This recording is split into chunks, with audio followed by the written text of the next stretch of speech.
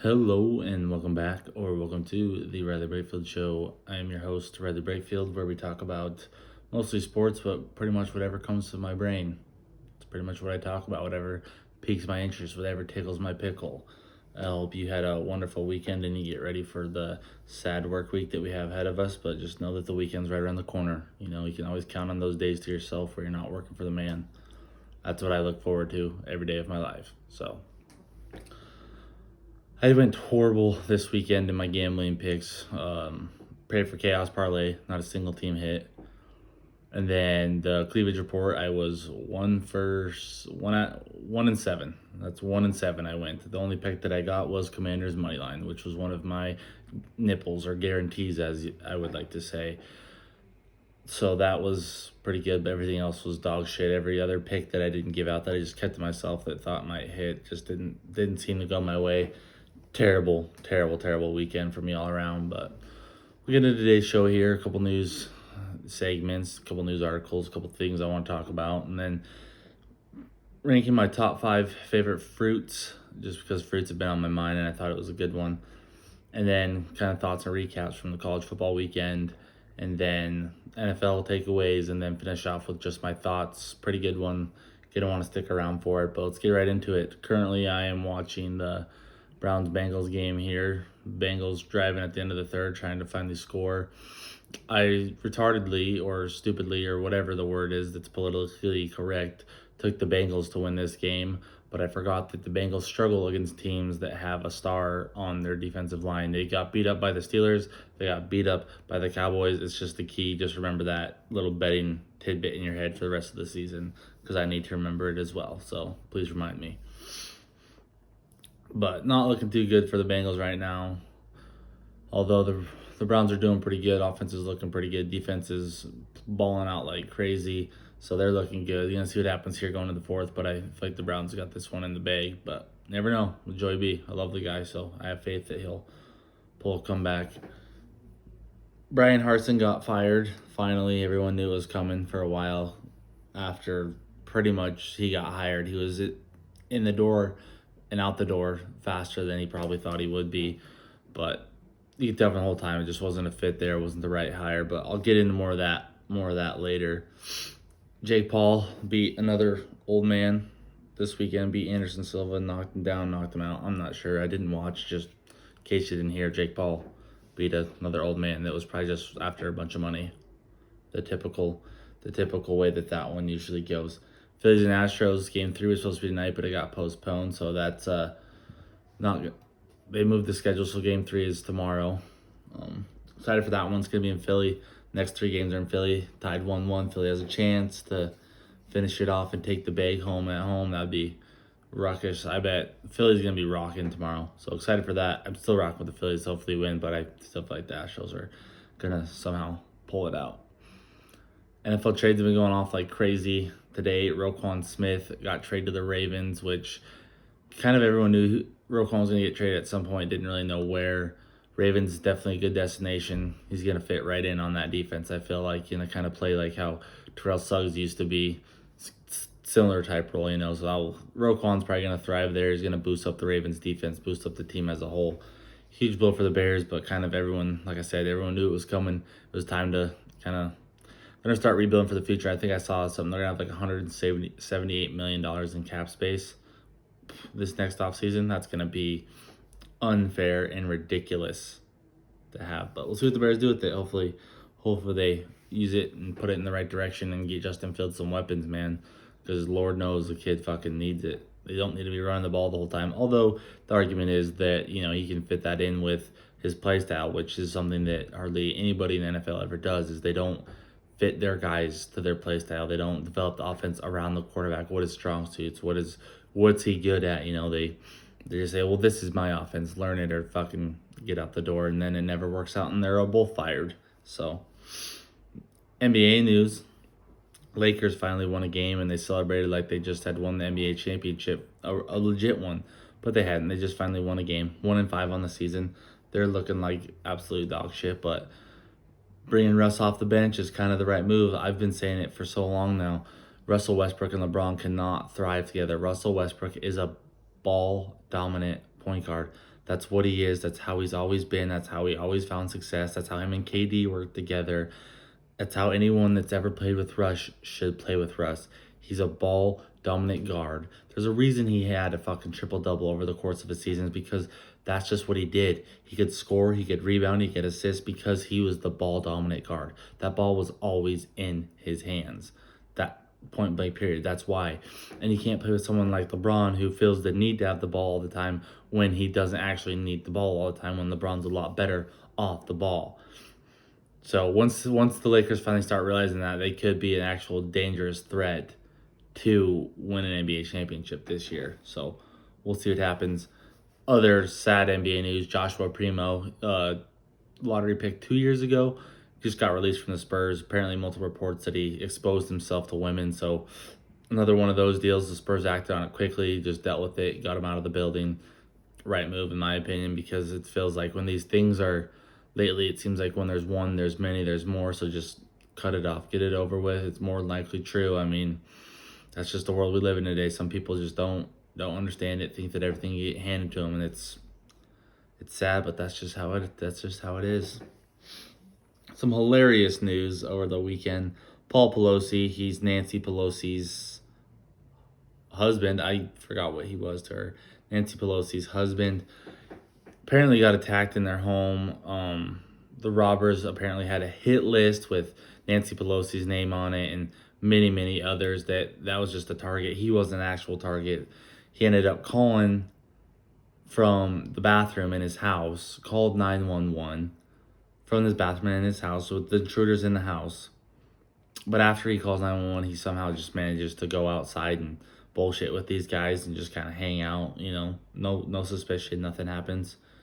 Seems a little suspicious to me. The glass was also broken the opposite way of someone breaking into the house. So if it was here and you're breaking in, the glass would fall one way, but it was more like someone was in the house and fell outside of the window or broke the window from inside. So a little bit of speculation and whatnot going there. There also talk that it's possibly his gay lover, and things just didn't go the right way, and all sorts of crazy stuff going with that. But wild story. Now this is just something that I want to talk about right here. I'm gonna call it my high thought of the week. Don't really know if it's gonna be a segment, but it's just something I thought about over the weekend. I'm pretty high. I'm high right now. I'm not gonna lie to you. I'm not gonna lie. I'm pretty high. Medicinal, whatever. But I don't feel like it is that hard to lead a rebellion in the United States. I think it's pretty easy. I think you get 80% of the population to somewhat agree with you in one aspect or another, and big life-defying points of view and stuff like that. And if you at least get 80% of the population, 80% of the military, and you just kind of roll with it, you get a couple celebrities to endorse you, get Elon Musk to let your tweets stay on Twitter, get an appearance on the Joe Rogan Experience, just kind of talk about your thoughts and beliefs. And it's not anything just wild or drastic or crazy, nothing like kill all the people and just take over and completely change our government. I think our government works. I think it works great. Mostly I'd just probably run on a basis of just term limits, and getting all the old people out and not having these lifetime politicians. I think that's probably what I would run on, and I feel like I could honestly just lead a rebellion with the entire United States of America just off of that alone, because I feel like 80% of the people would agree with that. If I'm wrong, please tell me, but I feel like I'm right on this one. I don't know, I thought about it, I did the math, it checked out, it checked all the boxes, and like I said, it wouldn't even be, I'm not killing nobody or nothing, I'd probably have to get a couple armed security guards to protect me just to make sure I stay alive and they don't try to whack me out before I take them out of office. But that's about all I'd have to worry about. I think that's pretty accomplishable. I think I could do it. Now moving into my top 5 segment of this beautiful Monday evening, Tuesday, whenever you're listening to it, show. Today, it's my top 5 favorite fruits. I've been thinking about fruits lately. I just love fruit. Fruits, it's amazing. All the words that are good words can be said about fruit. my number 5 has to be oranges. Any way, mandarin, straight to peeling them myself. Just sliced. In a little bit of drink, orange juice. Orange with a on top of a salmon, whatever, dude. Oranges are just they're phenomenal. You can't go wrong with oranges. Everything about them is good. But they're at 5 for a reason because sometimes you get pulp, and that's the only reason that they're at number 5 is because sometimes you get pulp, and it's disgusting. Number 4 has to be grapes. Absolutely love grapes. You just get them off the vine, you pick them off, you just put them in your mouth, you squeeze them, and they just squirt in your mouth. Pause. Talking about grapes, not other things. Nothing wrong with grapes. The only reason grapes are probably at 4 is because they can be turned into raisins, and raisins are disgusting. So that's the only reason they're probably at 4. Number 3 has to be peaches. I absolutely love peaches. Peaches have a strong case for 1 or 2, but my 1 and 2 are pretty firm for me. But peaches are hands down I honestly could rank, okay, whatever. Bananas are number 2, strawberries number 1, in that particular order, but at some points in the day or the week or the month of the year or the part of my life, they're all tied at 1 because I can never ever go wrong with a strawberry. Just cut up in a smoothie on a waffle, a chocolate covered strawberry, just eating them fresh out of, just picking them out at Walmart and eating them. Nothing fucking wrong with the strawberry. Bananas are immaculate, amazing. I love the texture of bananas. I love bananas. It's gonna sound gay no matter what words I use. I'm not homophobic, but I don't want to get into that. And peaches and cream. Oh my god, don't even get me started. I'm gonna have to go get myself some strawberries, bananas, and peaches and just devour them all. I'm fucking absolutely juiced about fruit right now. Absolutely fucking juiced. Get the pun intended. Pun is intended. Now, after all the fun and excitement of that, we'll talk a little bit about some college football here. It's pretty all right weekend. Pretty boring for the most part though. Not a whole lot of craziness went on. A couple upsets here and there, you could say, but nothing at the top that really moved and shook the ground. Nothing of that nature. I guess you could say Oklahoma State's lost to Kansas State. That's the biggest impact, I would say. As far as my scenario that I brought up last week about the wildest possibility for college football playoff, like how many teams would have a legit bid. All that graphic's going to do is take out Oklahoma State this week and make TCU 13-0 because I think TCU rolls through the rest of their schedule. They keep finding ways to win. I don't think that they're one of the best forward teams in the country per se, but I do think that they win, and sometimes it's nasty, dirty, and ugly, but they find a way to win. But Oklahoma State, they just proved that they're not as good as everyone thought they were going to be this year. They just have been absolute, not dog shit. I mean, they've been good. They just did not show up. The offense wasn't there. Oklahoma State's always been known to have a pretty solid defense. It wasn't there. I mean, 49-0. They just got beat the shit out of. It was sad to watch. I tuned in and I was like, oh geez, and then I was like, oh geez, and then I was like, oh geez, and then I was like, oh geez, and then I was like, holy fuck, because I couldn't believe that it was that bad. I felt bad for Oklahoma State fans on Saturday. I really did. But Kansas State, they're probably the only team I could see beating TCU, especially if they get a chance at the Big 12 championship again. That's, I think, would be their best bet. I think they could possibly do it. I'm not sure though, but definitely a team to watch out for. Definitely a lot better than, their loss to Tulane early in the year. But that's a good looking win for Tulane at this point. So really shows how good Tulane is this year. But probably one of the biggest games this weekend had to be Michigan State. And I think there's more antics around what happened after the game than what went on during. Not a good showing for Michigan State. It was close early, but Michigan did end up pulling away, but they didn't dominate. I mean, they covered the spread, I guess, but kind of were just getting more lucky down there the stretch, I would say. But more about the antics after the game. A Michigan player was basically getting jumped by a bunch of Michigan State players. They have the same tunnel. These kind of issues haven't been created in the past. They've had this tunnel forever. There's only recently been a spark in incidents like this. A lot of talk, a lot of controversy around it. People don't really know how they feel. Then there's a video of the Michigan kid going down, and it kind of looks like he could be, chirping at these guys. He went down with a bunch of Michigan State players. There's a chance that, but he was high-fiving people and stuff. It's just a situation. It shouldn't have happened, no matter, regardless if the guy started talking shit or whatever the case was.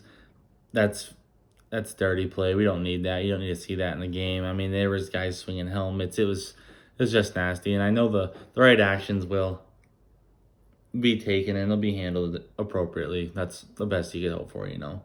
But and then their counterpart, Ohio State, Penn State, played a really good game for damn near most of it. It was actually really, really, really close. But Ohio State pulled away there at the end. I mean, 3 touchdowns in 6 minutes is absurd. It's unreal. But Ohio State did it. They found a way to win. And JT Tumalo, or however you say his name, man, that I wish I could say it better. But the kid had an absolute game. I mean, that pick six was so sweet. He just jumped right up and snatched it right out of the air and just went in and scored. Ohio State looked good. I mean, they could have looked better. I don't.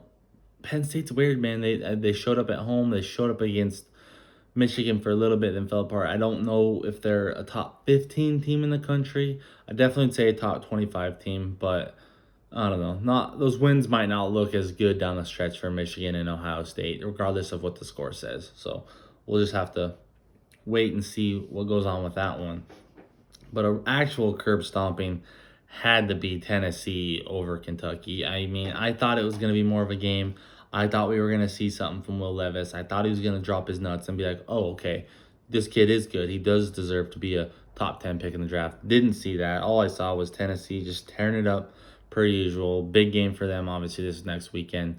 But they just continue to look good. They continue to beat the teams they should beat. They handle business. Their offense cruises. Their defense struggles. But, I mean, they kept Kentucky down this weekend, so good for them, you know. And sticking to the SEC, Ole Miss, Texas A&M, Lane had quite a few words during and after the game about Jimbo and Evan Stewart. He's told him to go fake an injury, a pussy little bitch or something like that. It was classic Lane Kiffin, and I love to see it. I don't care what any of you sad Texas A&M fans have to say about it. It was funny, and if it hurt your feelings, grow a pair. I don't know.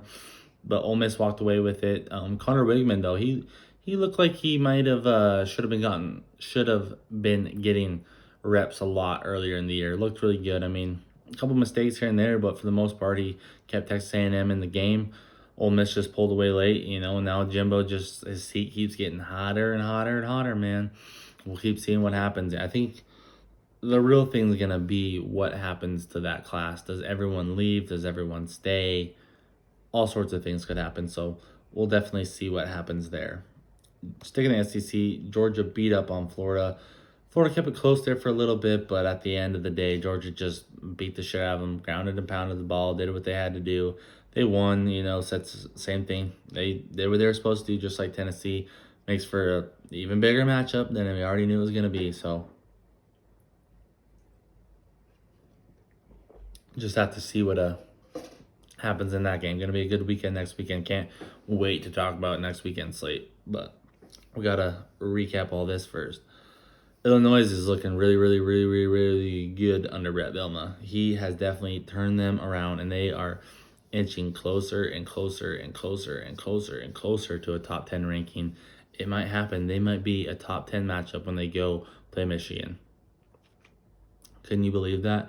That's insane. That's an insane statement to say. But there's a very real possibility of that. And, you know, Bielema's looking at all these head coach openings, you know, especially looking at a Wisconsin and Nebraska. I mean, Bielema knows how to win in the Midwest. If he's doing that at Illinois, he could do it for you. Does Wisconsin bring him back? Do they say, we're sorry for what, you know, if he apologizes and he sticks around this time? Why not? You know, we'll see. I don't know. I'm just happy to see Illinois doing good. And whenever I said the same thing about Lance Leipold, you know, when these smaller programs that haven't always been that good, when they finally start to find some success, I just hope that the guys stick around and build that program up, because it's just cool to me, you know, to be able to turn a program around and make them something that they haven't been in a long time or never have been, and just winning games. It's just cool. And so I hope Illinois keeps continuing to find success. I hope they find a way to get a bid to the playoff. That'd be wild, but it could happen. They could go 12-1 and win the Big Ten. That's still a real possibility. Now a couple little NFL thoughts. It's pretty apparent now that Russell Wilson was always the problem in Seattle after that Super Bowl. I mean, what Pete Carroll is doing right now in Seattle deserves to be in the head coach of the year conversation. The defense is amazing. They're keeping people at bay. No one's scoring points on them. Geno Smith is coming into his own. I mean, the offense looks good. I mean, they have tons of weapons on that side of the ball. They're really cooking. Kenneth Walker is really coming into his own. Like I said, the defense, I think they've passed 3 opponents under 15 points, if I'm not mistaken. I looked, but I forgot to write down exactly what it was. They've been doing amazing. I mean, there's tons of talent on that defense as well. Seahawks are just they're cooking right now. And Russ, I mean, yes, he did win, but he got beat by the Jaguars, and he's still the clown fest that he is. Or no, he beat the Jaguars. I'm sorry, but Seattle's looking like they might win their division possibly, which I don't think anyone saw coming, but it very, very, very well could happen. Christian McCaffrey had an absolute day today, or on Sunday for the 49ers. Passing touchdown, receiving touchdown, and a rushing touchdown. Only happened 2 other times. He is what Kyle Shanahan has always wished that he could have, is just a fucking Christian McCaffrey, someone who can do anything and everything, and he is excelling at an awesome level. And the 49ers are going to be dangerous, you know. I mean, they beat up on Sean McVay again. They keep beating him in the regular season, but, I mean, I don't think the Rams are going to make the playoffs this year. But the 49ers are going to be... The way they played on Sunday is how this team can play all year long. They just struggle, and it's mostly on Jimmy G at times. So I'm just really curious to see what's going to happen here. I think adding CMC into their lineup, just another weapon with the weapons that they already have in play. The offense is going to excel more. I mean, this is only the second week that he's got under Shanahan's new offense, and he already did that. Imagine what he can do every week. So I'm excited about the 49ers, honestly. I think they have a chance to go be the team that wins the NFC at least, at a minimum, in my opinion. So we'll see what happens. Holy shit. I just saw that T. Higgins catch live, dude. That shit was fucking dope, man. He got up on him. Dropped that shit right on his head, bro. Anyways, I was wrong about the Jets. Yeah, Patriots beat them. Nothing new there. Always fucking happens to the Jets. They can't seem to beat the Patriots. But I was right about the Commanders. I did say the Commanders would find a way to win. Taylor Heineke, baby. Did the job. Got it done. Love to see it. The Bills looked really good on Sunday night. You know, Josh Allen just keeps doing what he do. Just keep getting me fantasy points, boo-boo. And Packers continue to struggle. It just sucks for them. It sucks for Aaron Rodgers. I want to do ayahuasca because of Aaron Rodgers, so it sucks. I hate to see him going through this, man. Poor guy. Feel bad? Not really. I don't. He's not. I like Aaron Rodgers. And the only other thing I can say about the NFL this week is the fucking Falcons are going to win the NFC South, and they're going to somehow probably even win a playoff game. They're looking really good. I mean, they did give up a lot of points to the Panthers, but they keep scoring points, so that's all that matters. And the NFC South is so down bad this year. Wouldn't be surprised if the Falcons somehow find a way to win. But I love that for them. Pretty boring NFL slate, I know. I never have too many good thoughts about the NFL. It just doesn't rile me up like college football does, which brings me to just my thoughts. Just my thoughts today are about stop giving coaches ridiculous contracts and then expecting them to exceed immediately or to the standards that you want them to, but you don't allow that to happen. Brian Harsin getting fired is probably one of the perfect examples of that. They gave the guy a pretty hefty contract. They wanted him to come in and be somebody that he wasn't. They tried to sway him one way, do things one way, get certain recruits. Didn't go their way, so they decided to bring up a rumor that he was sleeping with his assistant, which, buddy, if you did, I'd hit it too. She's a good-looking lady. Let's put it that way. But start all these rumors, trying to get Coach Harsin fired. It doesn't work out. He sticks around, but there's all this turmoil around the program, and so now they're going to fire him, pay him more money just to not coach for them because they intervened, and he wasn't living up to their standards.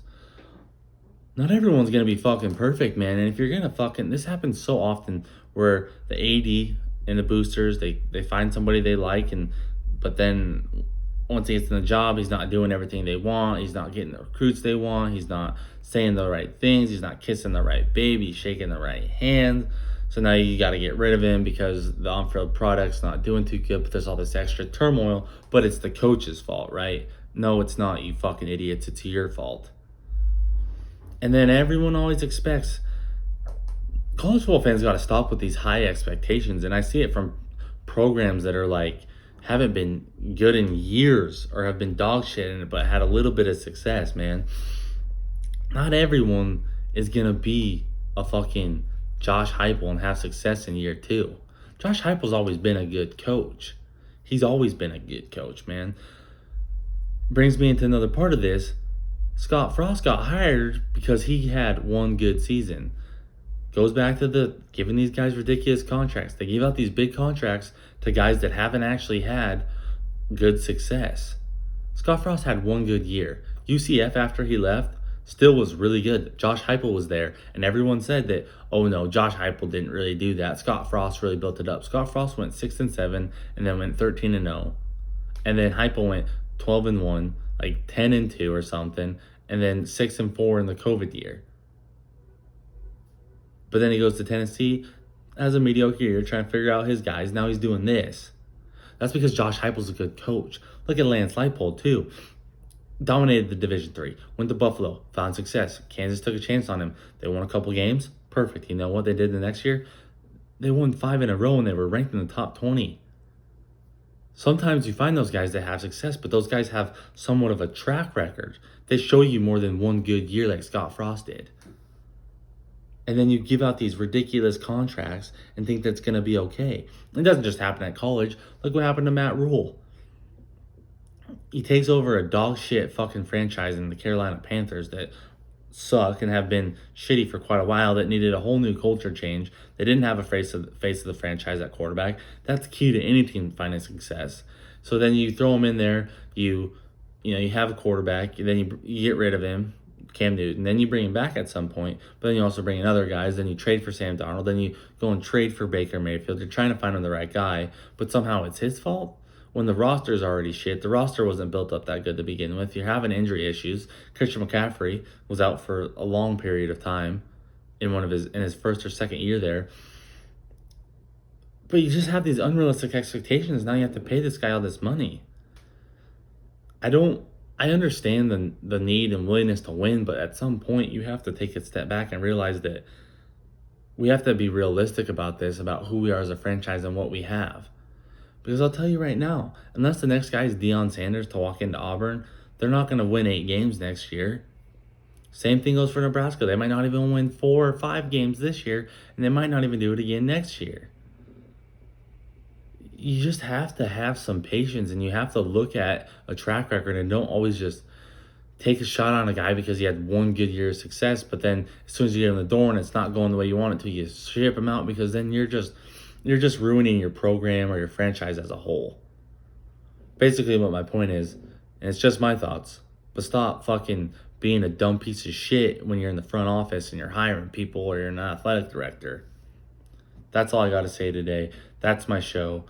I'm Riley Brakefield. Don't forget to like, share, subscribe. Send this to your local athletic director so that he figures out what the fuck to do with his next coaching hire for whatever sport it is. But I love you. Have a great week. But for now, your boy Titties is out.